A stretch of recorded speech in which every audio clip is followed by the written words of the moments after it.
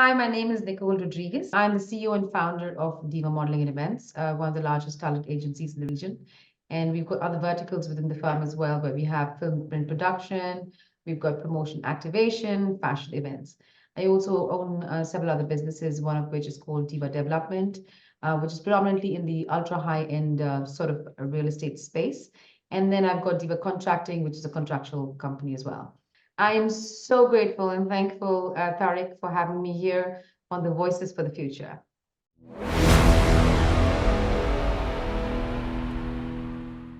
Nicole, thank you very much for being here. Thank you very much for participating.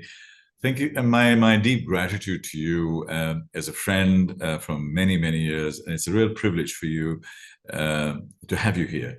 You are a prize-winning and a trailblazing entrepreneur and a person who, like you said, you keep breaking the rules, keep starting new things. You are a true and genuine game changer. And we have, with admiration, been seeing you from a distance, all the wonderful things you're doing. But more recently, since I have met you again, I've discovered your humanity. I've discovered your more human connection, and it's amazing how you've evolved. So it's good to have you on Voices of the Future to share your experiences, but also to share your humanity. So thank you for being here. Thank you for having me again, Tariq. Nicole, in typical Bollywood style, let's do a little flashback. Flashback, okay. Flashback into little Nicole. Was little Nicole naughty? Was she getting herself into trouble? Was she jumping and falling off trees? Or was she just a good little girl and, playing with dolls and Barbie dolls and stuff like that? I think, no, definitely. I was a super hyper kid. I applaud my parents for being able to handle me. I had a mind of my own. Fortunately for me, I had a father I still have a father, who was globally exposed and gave me a lot of freedom and a lot of trust in terms of, being me and not, he didn't try to make me, stick to the sort of conventional ways of how girls should be back home in India. So I was very fortunate in a lot of ways because I was, globally exposed very young and I was taught a lot of things. Okay, yeah, it is true that they were very hard because that was a time that every parent was hard on their kids. And it was quite common to spank your kids if they didn't get what you want them to get.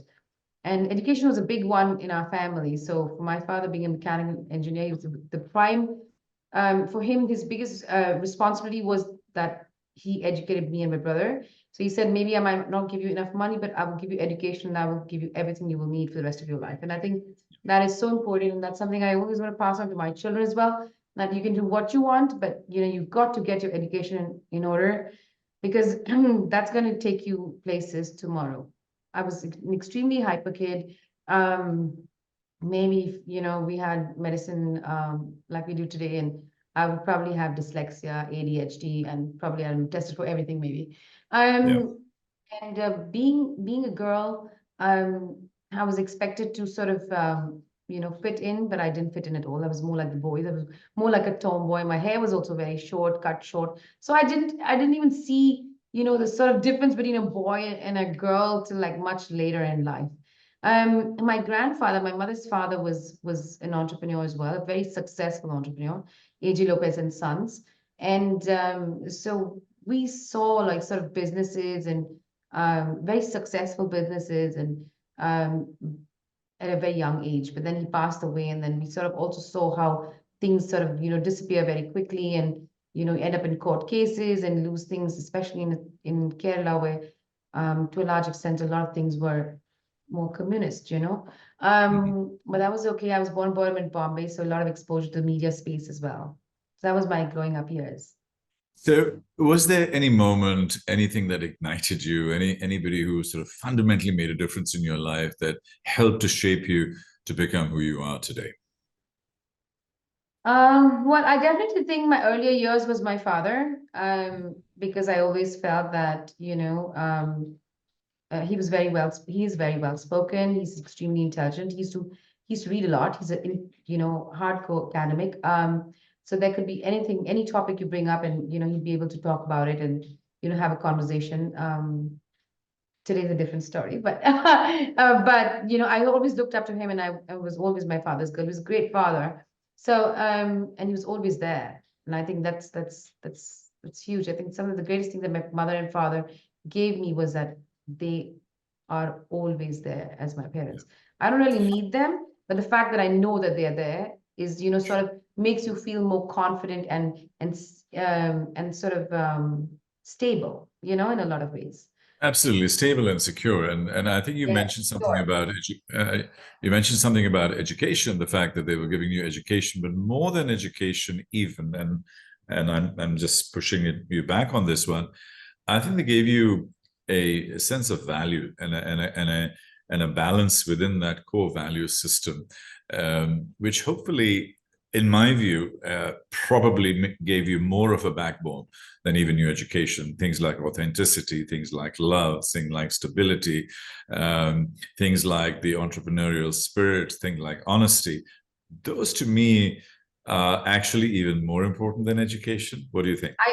I agree, totally agree. That's where my mother comes in. So my mother Yeah, being, like I said earlier, from a business background, and I think that, these values definitely came from my mother, yeah, in terms of like, understanding business ethics, dealing with people, how to be a hustler, I mean, things like that, definitely my mom. I mean, yes, my dad is an academic. Like I said earlier, I was, big fan of him. Great. It's all nice in that whole sort of space of like fantasy. But when it comes yeah. to reality, my mother's drive, her hard work, her being, in touch with reality. I think that aspect is what I get from my mother. Okay, I wouldn't say loosely used, but I think like a lot of times, values are something we keep learning as we grow.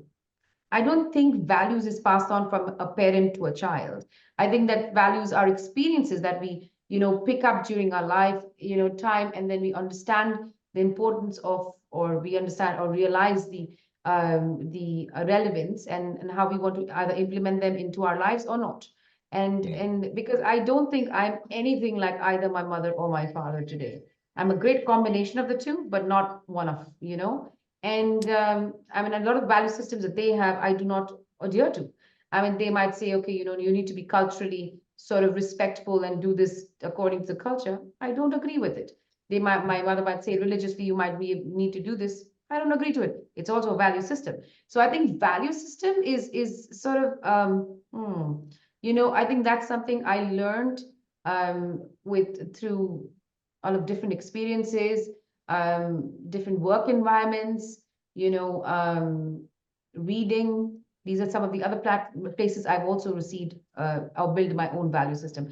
And I think my value system keeps changing with time, because let's say what was important to me as a teen is not as important to me as a young adult, is not important to me as a mother, is not important to me as a, let's say, not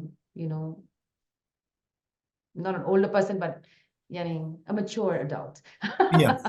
No, I understand what you're saying. And to me, where I was going with that question was that there are some early constants, some early anchors. Like, you live in an honest environment. That doesn't change. You're either honest or you're not. You don't, you're not situationally honest. So some of these things I picked up from my parents at a very early age. And it's interesting what you said that, because there's something deep and meaningful that things change over time. To me, ethics, and when I used to present on ethics, to me, ethics was a constant. Ethics of so let me give you an example. 100 years ago, if you did a heart transplant, you would be considered like a witch doctor. Today, it's a miracle of life. 50 years ago, if in our parents' time we would do IVF treatment to create children, it would be considered inappropriate. Today, it's just routine. So that's our shift in our belief systems and our ethics, which is a very interesting point that you made there, and it made me reflect again. Fast forward into your new business. You came in as a young, bright, beautiful woman here. And you built diva models and stuff. Can you give us those early days when you were hustling and in a young Dubai, which had a lot of challenges? What were your early experiences there? So I think I've always been a hustler. I mean, I always wanted to build. I think when I was very young, I remember I used to go around trying to sell old magazines to people for like maybe 1/10 the price. So I mean, I used to try and buy clothes from somewhere and sell clothes somewhere else. So I was constantly trying to sort of do something. I'm not sure why, but I mean, if I look back, I just had the thought and I would just do it. But when I look at myself back and look at my time, I think, wow, that's very interesting that, at that age, somebody would do that. Um, so it was but natural that I would come to Dubai, and I was very young when I started modeling as well. And of course, I had to like leave Bombay and go and fly because my father and mother would not accept me modeling because they thought it was, sort of demeaning for the sort of professional background that the family came from and sort of the family reputation because there was this whole stigma that was attached to the sort of media industry, right? But I don't think that my generation saw a shift. I mean, my generation had like, you know, um, actors like Sushmita Sen and Aishwarya Rai, and these are my generation. We didn't really have to go through any of the casting couches or whatever used to be like 20 years ago, or not 20, but 40 years ago. And so we were very fortunate to be able to, enter a platform um, that was different and not really open to everyone. So we had the first movers advantage there. So when I came to Dubai and I wanted to start something, I always knew that I'm better off working for myself because I like working like 20 hours a day. I don't see the point of like taking holidays or resting. I don't understand why people do that. I mean, each to their own, of course, but that's just me, and I enjoy it because I don't believe I ever work a single day because I'm always enjoying what I'm doing. So, I mean, whether it was in the media space with diva models and, getting jobs for like other models or like being at like fashion shows and shoots, it was amazing because for me, I was like doing something and being in an industry I really love. So it was like, I would have done that for free as well. So I was just really fortunate to get paid for it. So it was only a matter of time that, I would wanted to set up something a bit more structured and safe for like young girls in the region to be able to come to and know that there's a woman behind there who's, respectful of her and her family values and ensure that it's a safe platform for them to understand that there's actually a system when it comes to like usages, copyright, platforms, mediums, in terms of a half day, full day, rate cards, things like that. So Diva happened, and like I said, I mean, I've been very blessed. The universe has, send me the thought. I'm the doer. I get the thought and I do it. I just action it. I don't ask questions. I don't think. I don't make a big drama of it. I don't need perfection. I'll make mistakes and I'll keep fixing it as we go, and that's fine because nature is not perfect. You'll never find two trees the same, right? So why would we have this great expectation of ourselves to be perfect? What is important that we give it our best. That's it. And then from there, and there needs to be corrections, we're happy to do that because we are human at the end of the day. So the fact that I could actually, help young talent in the region to be able to sort of, develop themselves, create their portfolios, be able to present themselves, train them, get them jobs, run their homes was huge, huge, Yani, for me. Yeah. And that kept me running a lot. Of course, at some point I was like, okay, I need to also think about, and of course I was making money. So it was, only a matter of time that I needed to invest this money because I really didn't use it much because I was really working all the time. So I didn't really need to go out drinking and eating and dancing. So, yani, it was only a matter of fact of investing that money to something that was going to make me money. And I always knew that my money had to make money. It can't be sitting around because, of course, because of, my father who taught me very young, he used to make me sit down and write down the share prices every day when I was like 9, 10. I had a bank account when I was 11 years old with 100 rupees that I'd go and deposit in my bank account, have we used to have like these bank deposit books, right? So I was exposed to the banking system very young, the share market very young. So I understood that, you can have your money make money as well. So I just kind of sort of replicated that. And then the real estate space was very interesting because I had a young baby when I came here and I was like, okay, we've got to have a home. We can't be paying such huge rents. If we were to pay these rents 10 years, we'd actually own the house. So might as well just do that. And so I decided to go out and buy something here. And I remember we bought our first Springs house and my ex-husband now. was, really apprehensive. And he was like, you can't be buying something like this sand, I mean, you can't just do that. You're going to get into so much trouble. And I was like, no, that's what we're going to do. And we're going to do it. And within like a month later, the price had appreciated like around, I think 10% or something of that sort in a month. And I thought, wow, this model current's like supersonic. It's better than a business model. Maybe I need to pump in more money in here. So Yeah. that's how the drive started with like Diva Holdings. And so simultaneously while I was, doing my day job, running Diva modeling and Diva events, and during the evenings, I would be sitting in like doing Diva Holdings and acquiring, looking at what assets I want to acquire, and sort of coming back home and then doing up the place and then putting it back on the market and trying to sell it. And so I mean, at any given point of time, I've always had 2 or 3, 4 different jobs, that I give myself. Yeah. So, a lot of people talk about work-life balance, and interesting what you're saying there. It's not about work-life, it's just life, and how you choose to live that life and in what proportion is the way you live. So I think this phrase that we constantly keep hearing about work-life, I find it not described entirely. My life is similar to yours in many ways, because everything just sort of merges, and everything just sort of, there are gray zones between work and life. It's interesting how you started shaping your new things that were kept on happening, because you were in this forward momentum. You were in this zone of achievement and growth and development. What I find fascinating, and I've seen that in you, is scaling. A lot of people do stuff, and then they are worker bees, and they keep doing it and protecting their little business and making sure it works, or their jobs. You can get promoted in a job, but you can't really scale. But you have fundamentally scaled. What's your mindset when you go from 1 to 2, and then 2 to 4, and 4 to 8, and 8 to 16, and 16 to 32? Because that's the exponential curve that you have created in your life. Right. What's the mindset? Secondly, how do you engage with risk in your head? Thirdly, what happens when the shit hits the fan and things go wrong? How do you cope with that and with failure? What are your dynamics there? Super. So I think there are quite a few things that we spoke about. Let me start with the first point about work and life balance.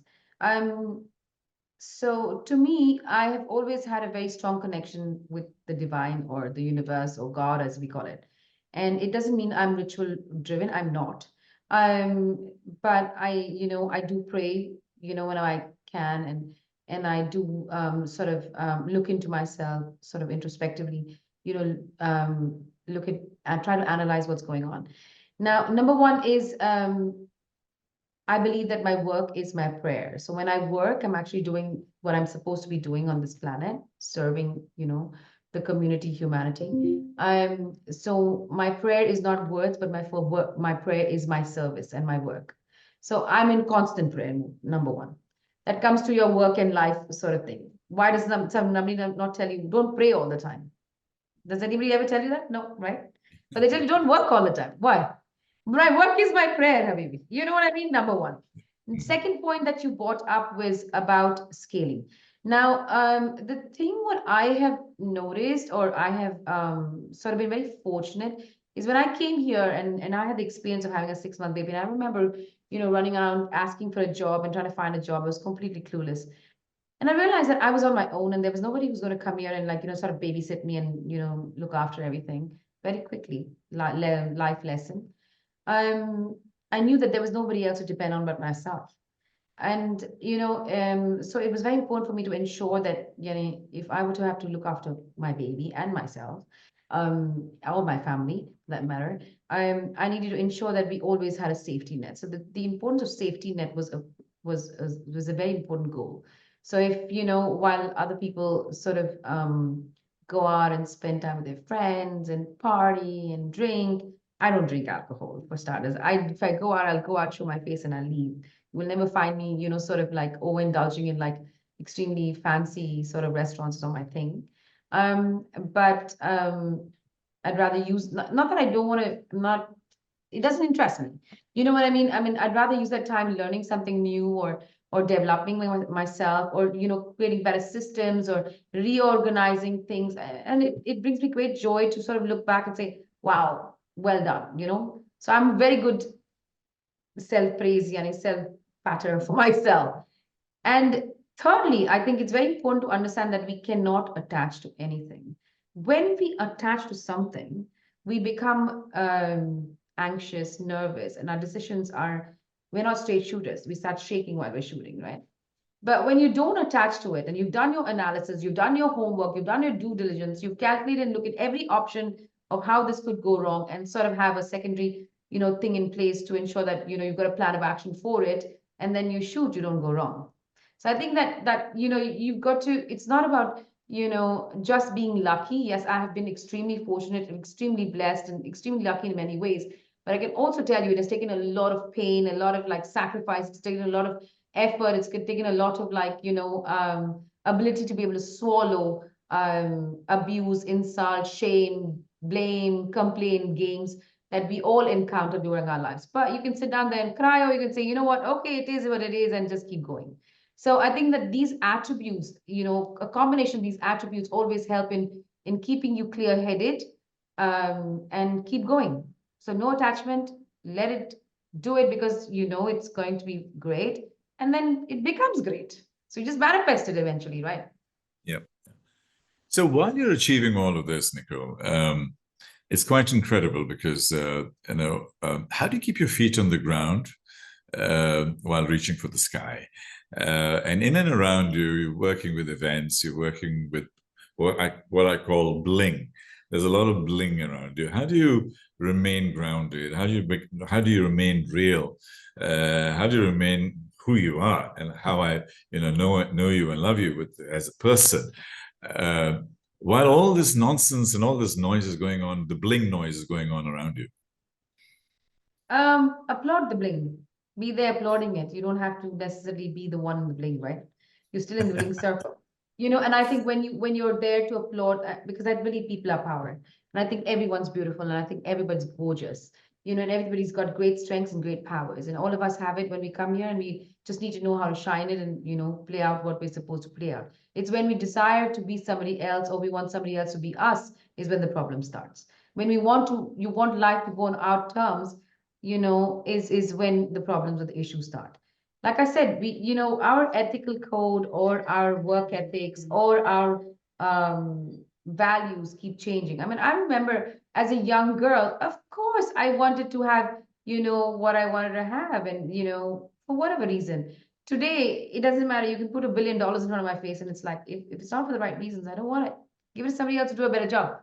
I mean, we aspire things, but we don't want to be responsible for it, right? We want the big house, but you want to, manage the maintenance of it, manage all the staffing that goes with it, ensure it's always maintained and kept properly. No. But you want the big house. You want the big car, but do you know how to maintain it? Do you know how to manage it? Do you know anything about it? Do you have the funds to be able to pay for the rest of it? No. But you see, we want things without knowing that we need to be responsible for that, So the more you're willing to be responsible for something, the more you get you expand yourself, and the more you receive to be able to manage that, because that's what we're doing. We're only managing energy here. Money, wealth, all these aspects, businesses are all energies, right? And how you manage this energy so as the energy to constantly be in good space and to grow is what our purpose is here, right? Indeed. And I, over the last decade or so, I've also seen you develop in many different ways, building what the world sees as depth and substance and connectivity. You work with YPO, you are Harvard Business School graduate, and we're alum there. You've done other kind of activities. You have won hundreds and hundreds of awards. I mean, every award I can think of, you've won. And the recent one as the top entrepreneur was another one. When all of this was happening around you, do you feel that you arrived? Did you feel that this is what I wanted to be? Were your parents proud of you? Were your kids happy? What were your emotions at that time? Well, to be honest, I never, ever, ever imagined that I would be here. I mean, if you asked me this 30 years ago and asked the 20-year-old me if I was like did you see yourself where did you expect yourself to be where you are today? I would say definitely not. I would not even have imagined it, And I think that I'm very grateful and I'm very thankful and that I can be an inspiration to many women out there and men likewise, the young youth. Because I think the youth are the most important because they're our next generation. And that, I can by example, show you that greatness is possible in your lifetime. Um, so for me, if you say that, how do I feel about it? I'm grateful, I'm very thankful, but a lot of times I'm very surprised thinking, why? What did I do that was so fantastic? I just do what I do. I did not do this because I wanted, this. I just happened to come across it, and I'm just very grateful that by chance I am the one who has been chosen for it. So I play that role out, but it doesn't consume me. It doesn't touch me. I am the same person I am. If you ask people who've known me for like the past 30, 40 years, they'll tell you I'm exactly the same person. I haven't changed. I can still run around and have a bhel puri or whatever in Dubai, and I can sit in Burj Al Arab and have a fine dining dinner with you as well. So, for every situation and occasion, it's important to be me, and I am me. And if you think that my watch or my shoes or my car is going to define me, then you don't know what's important. Indeed. And I think that's important. I think that's genuinely important, and I think your authentic self, which I have seen more and more of more recently, has drawn me much closer to you. Otherwise, you're almost intimidating, like scary Nicole. You have to be careful. I'm so flamboyant when I come out. It's the presence. I walk in, and my aura is so vast that everybody seems to like step back. Yeah, exactly. Now you're just the lovable, huggable Nicole. So that's maybe I'll have to keep that a secret. You're also stepping in. You see, you're stepping in. Yeah. Not many people take the time to step in, right? It's easy to see me on a stage in a great, bling bling dress and looks great, fantastic for pictures. Yeah, okay, if that's what you want, I give you that. But is that really me? Yeah, that's true. So moving forward, looking into the future, which is we are on Voices of the Future. So and you are a beautiful, beautiful voice of the future, because some of the ideas that you're coming up with really anchor the future, and I'll talk about that. There's a lot of technology around us, and I know you've embraced a lot of technology within all of your work. I have a thesis, and my thesis is that the more technology and more digitization we have, anything that can be digitized will be, because it'll be 1,000,000 times faster and 1,000,000 times cheaper.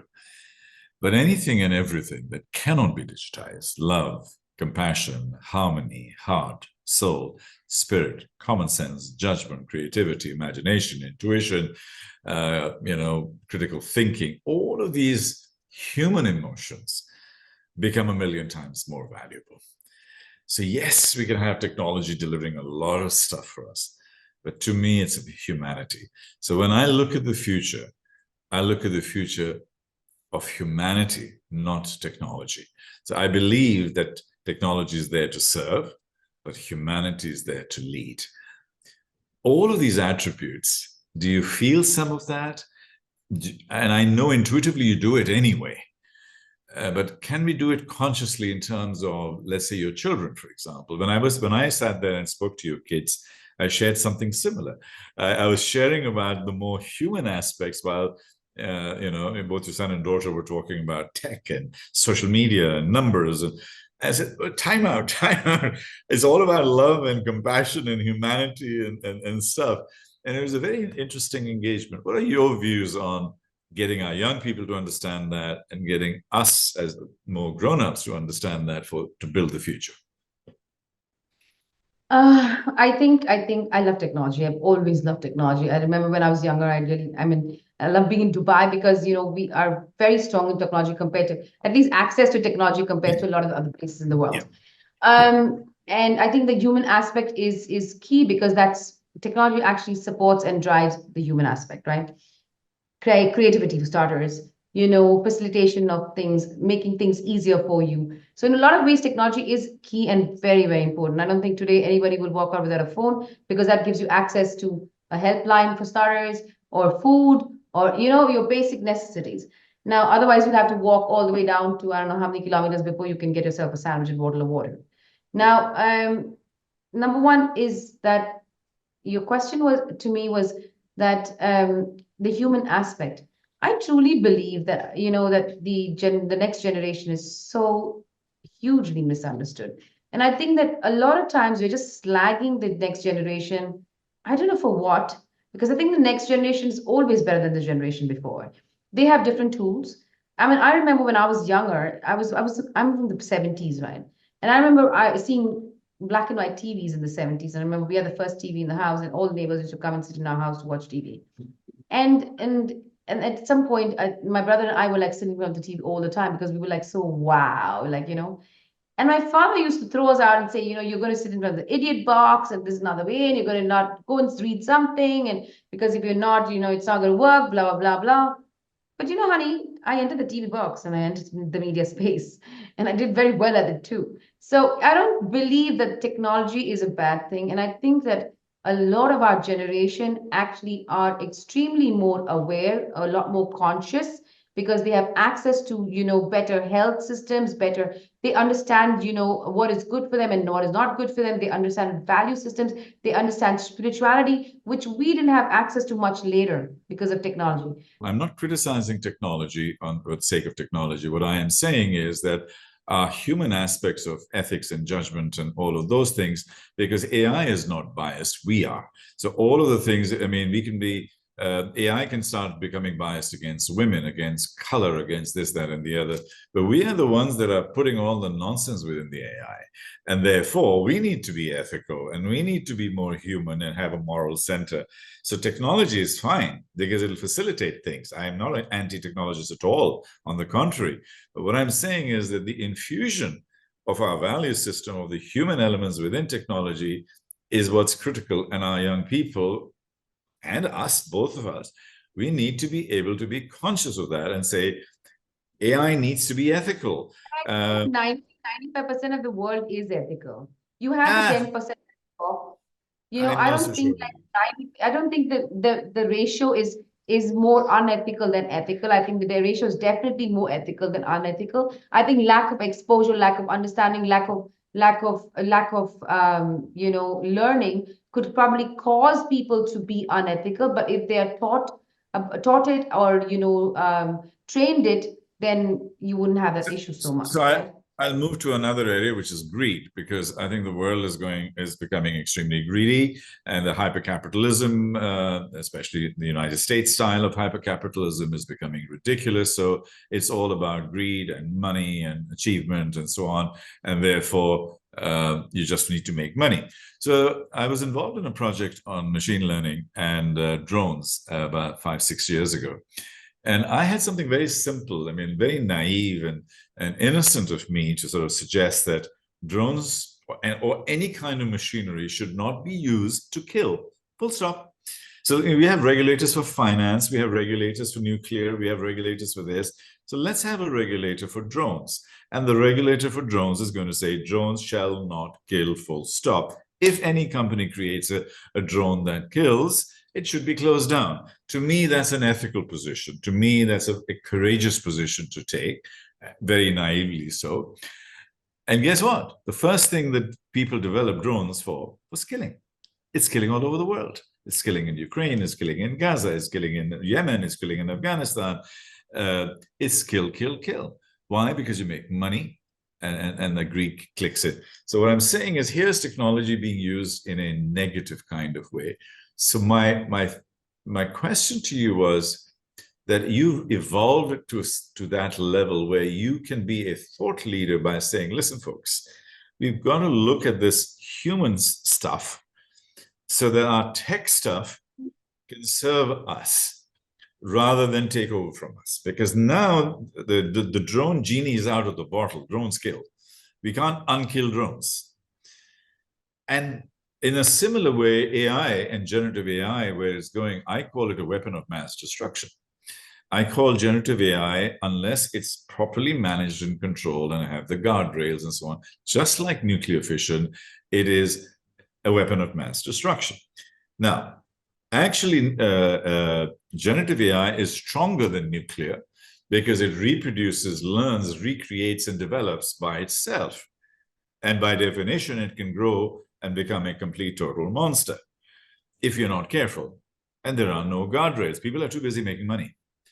So where I'm going with this, in a very Pollyannish kind of a way, an idealistic kind of a way, is that thought leaders, you, me, and all of the 100 voices within the Voices of the Future and so on, is going to say, time out, guys. We've got to make our AI ethical. We've got to make our machine learning, which is not anti-human. We've got to do these kinds of fundamental things. Otherwise, what kind of a world are we leaving behind to our kids? Yeah. So one, you and I cannot go out there and buy a drone that can kill. True? True. The one who has access to something like that is either governments or or ultra high net worth individuals who are in businesses. We can influence policy, though. We can influence companies, though. I'm coming there. I think that a lot of times we and each to their own, of course, but I can tell you about myself. I do not really unless and until I cannot actively do something in a certain space, I don't spend my energy there. So, I mean, it's not my expertise. I will not want to make a statement on it. I'm not a politician. I'm not a government. I have zero interest in politics or government, or war technique. It's not my thing. Ask me about media, ask me about creativity, ask me about, how you can build your business, ask me about startups, ask me about scaling, ask me about real estate, and I'm more than happy to sort of add value. But in a space that is beyond my understanding, experience, I would not want to make a statement because that would only be illusion and a hypothetical. You know what I mean? And I do not have the influence as well to. I do not have the. I have the support system to be able to influence or change anything in that space. So individual voices are strong, and this is part of what the thesis of Voices of the Future is. But collective voices and amplified voices and collective consciousness can potentially give us collective impact. And I think those are the key elements we can bring together. So you mentioned a few things that you are genuinely good at, and let's delve into those, and then we'll start working towards the end. As an entrepreneur, and as a person who's seen a lot of startups around her and so on, there's the big fat F word. It's called failure. Can you give us an example of a spectacular failure and how you handle failure? Not an F word. It's actually a great word, because you see, the thing is that if you fail at something, it's because you missed something, right? And you've got to find out what they're missing. And it's a game. So you've got to treat it like a game. You've got to not attach to the result, and find out how you could have swung this differently to have a different result. And then once you figure that out, you try it again. And you try it again, and you try all these different ways till you get it right. And then you learn a new way of getting out of it. So you see, when you treat failure like a game and a learning experience, you enjoy it. And if you enjoy it, you keep going.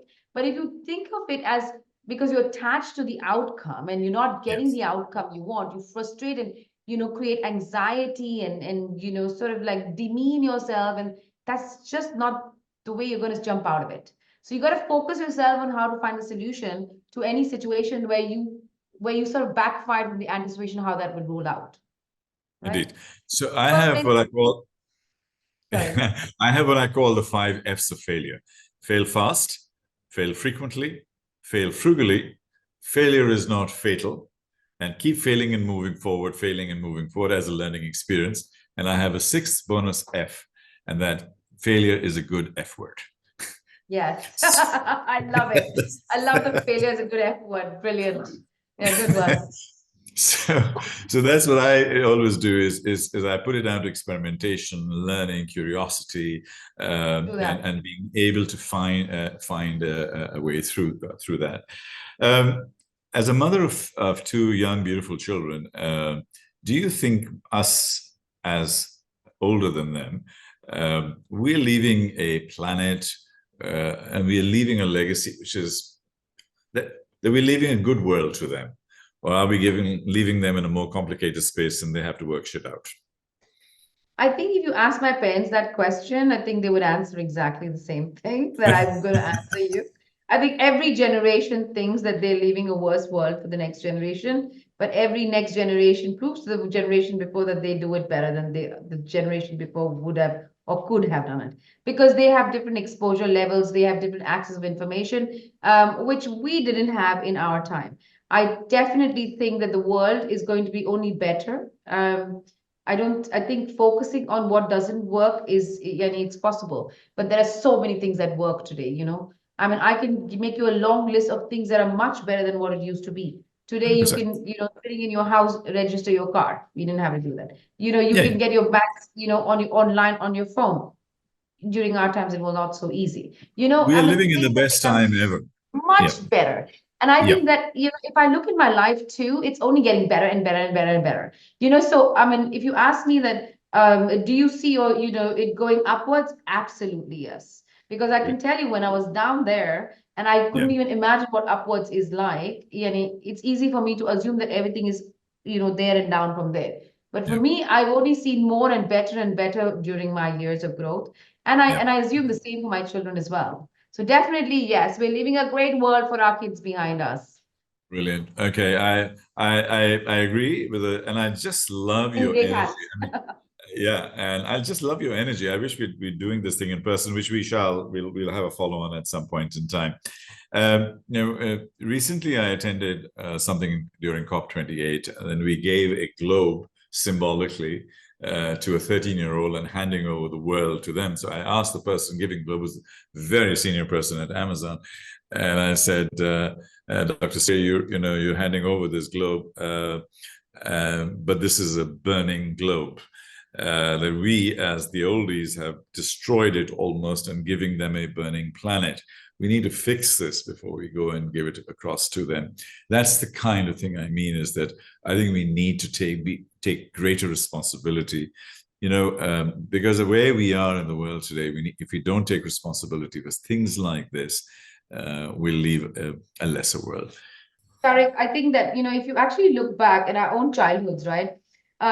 Yours and mine for that matter, and from the generation we are, we had no exposure on what it meant, where Africa was poor, or there was no water in Africa, or there's like, wars happening in wherever they're happening. I mean, there's like a lot of distort around the world, and aid is required, and more awareness is required. We didn't have that.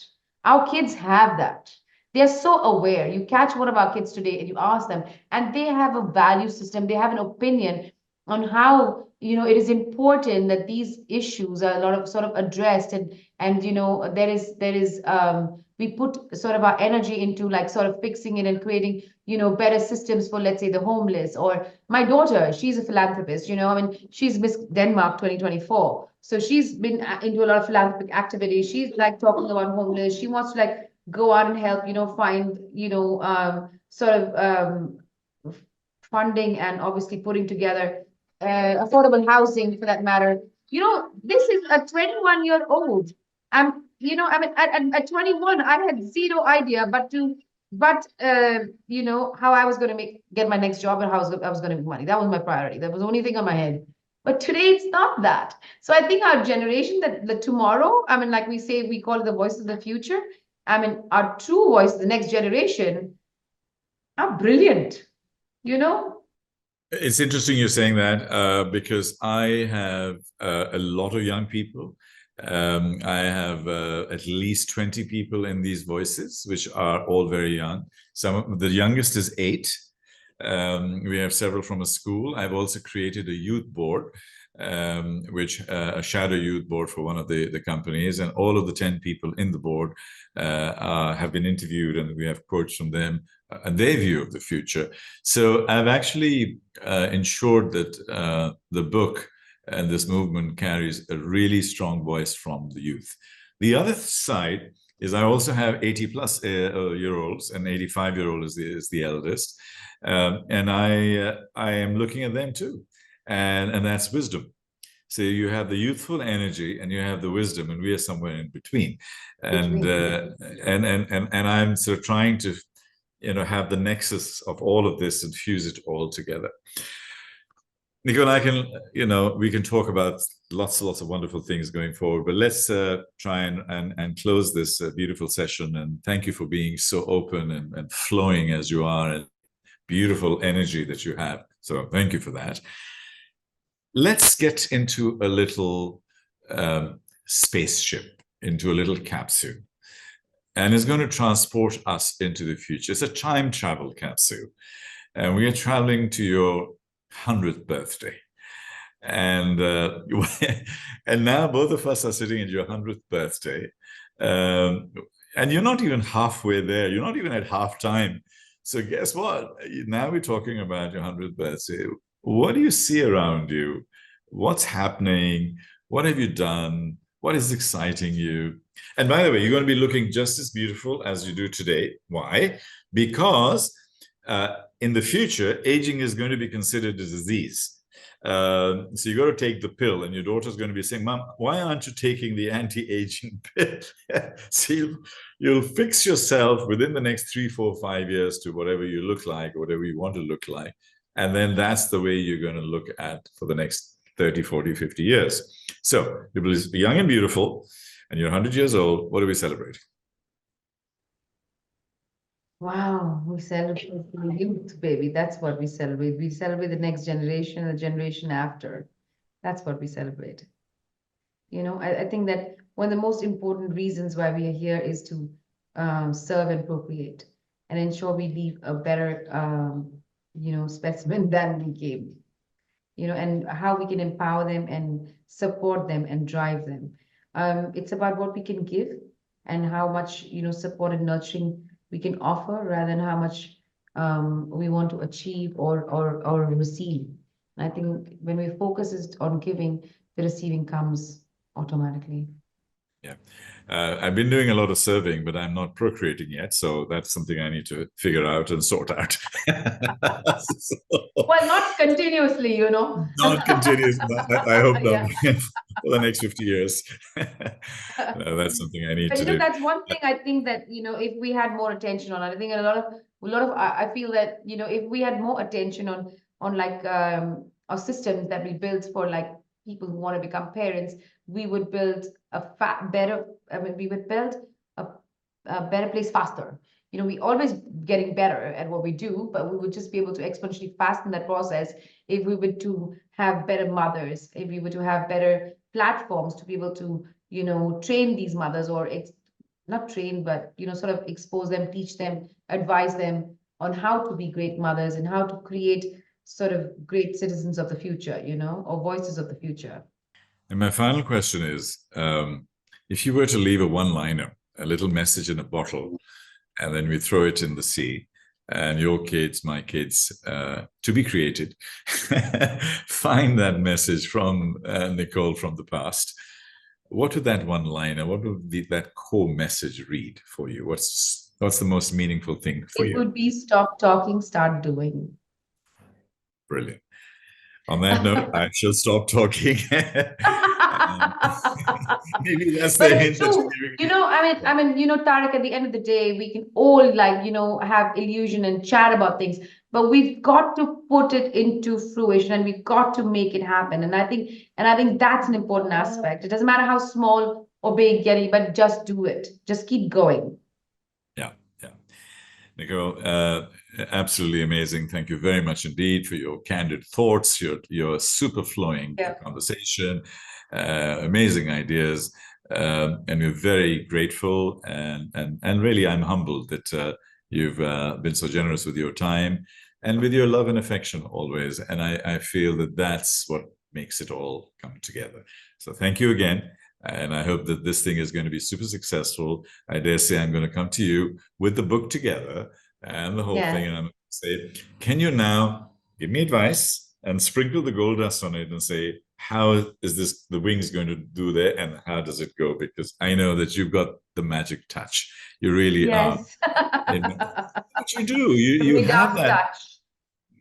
Exactly. Well, exactly. Without touching, you're touching, but you do have that gold dust, and some people do, and you just raise that energy, and you raise that.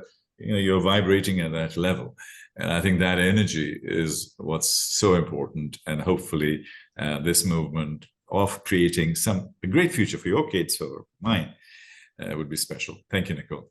Absolutely grateful, Thank and hope to you. see you soon. Thanks, Alex. Thank you.